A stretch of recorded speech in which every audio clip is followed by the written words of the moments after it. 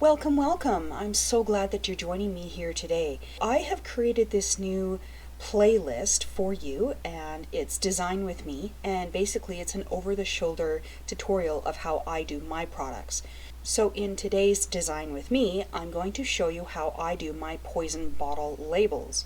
And please stick around to the end because this tutorial I'm going to show you the very beginning all the way through that process of the very end. So not only creating the product, but also creating the thumbnails and uploading that product to my store. If that is of interest to you, please like and subscribe to my channel, and also please sign up for my weekly newsletter called the CF Seller Club. I would really love it if you could join our community. Just so you know, this newsletter isn't only for sellers selling on Creative Fabrica, but it's for any digital artists wishing to sell their work on any platform online. And I hope that subscribing to this newsletter, it will bring you a lot of value. So, with that being said, let's get started. We're here on Canva. I use Canva and also GIMP, that's G-I-M-P, to create my products. If you aren't already subscribed to Canva, I really recommend that you do so, especially the Canva Pro, which gives you access to all of the features in Canva. I'm here in my folder Creative Fabrica, and this is where I create all of my products. So I come up here to create a design when I'm in this folder, and I do custom design. And first of all, I'm going to create this sheet, and I create an 8.5 by 11, and that's a sheet size. First thing I do is I title my project. So this project obviously is Poison Bottle Labels.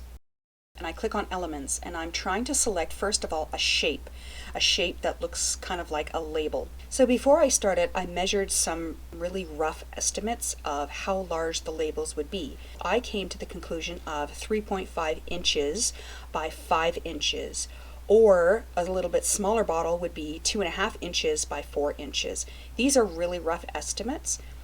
But that's okay. I'm going to be offering each of these labels as a transparent PNG. So my buyer will be able to resize these images anyway. But I start off with creating a PDF, and that's what we're doing here. And then I color it a light cream or a light tan. I then duplicate it and create a darker color that matches the cream that I just used. And this will be my border around my label. So I just put that and make it sure it matches, and then I just increase it just a little bit, and then I position it to the back. So the front of the label, I just move in, and there you go, there's my border. And then I group both of them in case I need to move this image around on my page. I then select the text, and I create some word or wording to go into my labels. So as I'm creating these labels, I'm thinking of the creepy kind of ingredients that I can put on these labels. So for this one I'm creating crow eyes. One thing that I noticed as well is that when I do place the text, I need to make sure that the text isn't wrapping around the bottle. You want the text to be aligned in the center of the label. I'm trying to choose fonts that look vintage or creepy or something that I would see if this bottle was old. The best practice that you want to get into when you're creating your labels is you want to try to use at least 2 different types of fonts. This isn't always necessarily true, but if you use 2 different fonts, it kind of stands out more. So then I go back to Elements, and I'm trying to find an image for the label. So I type in crows, and I'm looking for an image that I would see in a very old book or a vintage book that's basically a black and white. I go back to Elements, and I'm trying to find a frame that will go with my label.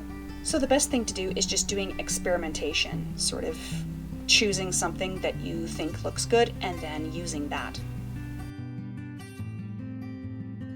So sometimes this can take a little bit of time. This took me a bit to figure this out. So then I select all of it again and I group it all again. So I want to create that second label size that I mentioned, the 2.5 by 4 inch size. Okay, now on to my second label. And there is no right and wrong to this. It's just whatever you feel that you want to use and that works for you.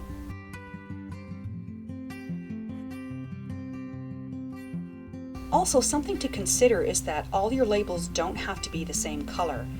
So you want to make them look old and ratty, but they don't all have to be the same color. If you want to make them all the same color, that is perfectly fine as well, but I like to give a little bit of a variety to my labels so that they all kind of look different.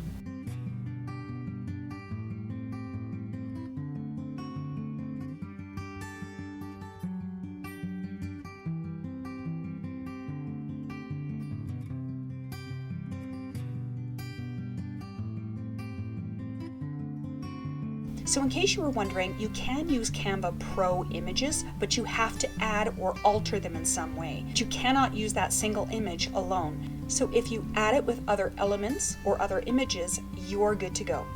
In this product, I'm providing 6 labels, but I'm creating 2 bonus labels for my buyer. Now, one thing that I really enjoy doing is giving my buyer a bonus illustration or sheet. So in this demonstration, I'm giving them 2 extra labels as a bonus. But when I create my thumbnail and my description for my product, I don't include that. So when they buy this and open up the product, they are pleasantly surprised. So I add bonuses to my products because I want my buyers to be repeat buyers and I want them coming back. I also try to really make my bonus products very desirable and high quality, even to the point where the bonus is even better than the original product that they're buying. So I bump that up a notch. So when I create my bonuses, I make sure those bonuses are amazing so that my buyer will come back and buy from me some more. So I finished my sheets and now I'm going to save these as a PDF. So I select PDF high quality. I also select the flattened PDF, and this is really important because that way my buyer won't be able to take anything off of it. It's going to be all flattened into one PDF sheet. And then I just press download. Now before I create my thumbnails, I go back in and I save it again as a PNG, and I make sure that I click the transparency when I do so that these are transparent and that I can bring them up into my GIMP, but that way I can size them and create my PNGs to give to my buyer. So now the zip file that has the PNG transparencies are in my download folder. So all I do is extract that folder. So before I open the PNG sheets that I just extracted, I have to go into my Creative Fabrica folder that I have on my computer, and I create a new folder called Poison Bottle Labels. And within that folder, I create a PNG folder and an SVG folder. I go back to my downloads folder, I cut the folder, and I paste it into my Poison Bottle Label folder. And now I open up my GIMP software. And as I mentioned before, this is a freeware and it acts like Photoshop. So in GIMP, I open the 3 PNG transparency sheets because when you download a PNG from Canva, it's not at the highest quality of 300 dpi. Through GIMP, I'm able to do that. So first of all, I convert this sheet into 300 dpi. So I go into Images, Scale, and I make sure that the size is 8.5 by 11 inches. And then I change the DPI, which in this example, I did it for 310. So I make sure I do this on the whole sheet. That way I'm not doing it for every single label that I resize.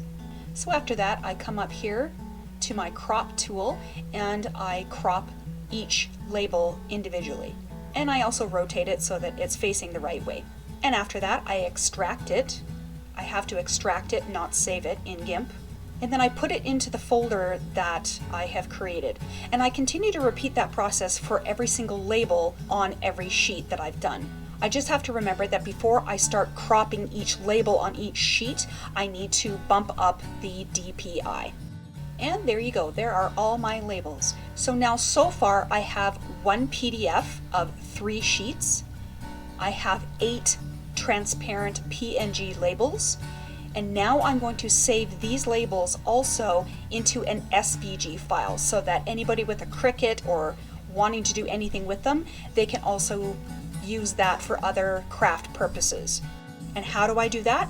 I go to Inkscape. This is also another freeware that you can use, and particularly it works with SVG files, meaning I can save all of my PNG files into SVG files. All I do is go up to the top, click open, and then I find one of the label images that I just created. Click on Save As. I find the file Poison Bottle Labels, and then I click on the SVG file within that folder. As you can see, as a default, it already has SVG. So when I click on save, it'll automatically save right here as an SVG. And I continue to do that for each individual image. Now we're moving on to step number 5, which is we're creating our thumbnails. So I make a copy of another product thumbnail. So I'm not going to go really in depth with this because I already created another video indicating how to create your thumbnails. So I'm going to put a link to that in the description below. Just remember that when you're copying the thumbnail, if that's what you're doing, to rename it to this specific product that you're making, which is the Poison Bottle Labels. And also remember when you're downloading the thumbnail to download it as a JPEG. Another good practice that you should be doing, but I never included it in my thumbnail video, that you should be renaming each of your thumbnails the product and also your store name. Next, you're going to write up your product description. I've already created a video about this as well, so I will leave that link in the description below. And next, you're going to upload your product to your store. So in my earlier video, Why Making Freebies Makes You Money, I go through with you in that video of how to upload a product. So I am not going to do that here. And once again, I will leave that link in the description below. So that's it for today. I hope this video has brought some value to you and that you enjoyed it.